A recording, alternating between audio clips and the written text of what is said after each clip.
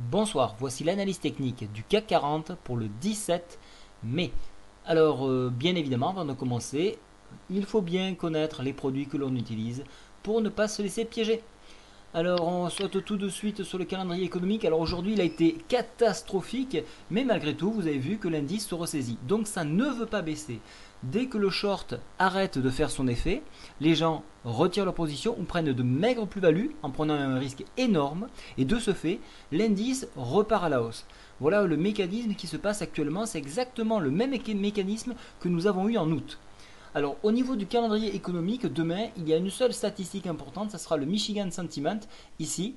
Les indices écrits, on n'aura pas de retour immédiat, donc ça sera assez difficile de le peser.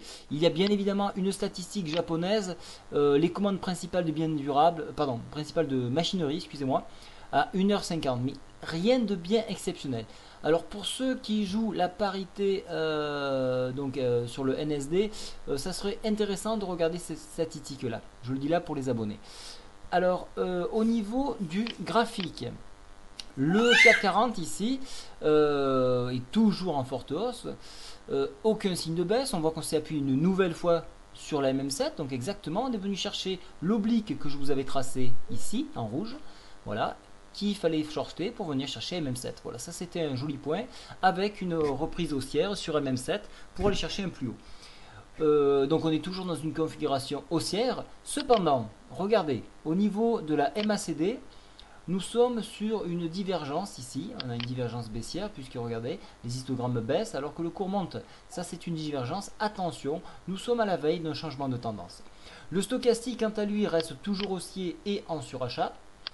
Et alors là j'ai mis le Commodity Channel, le CCI.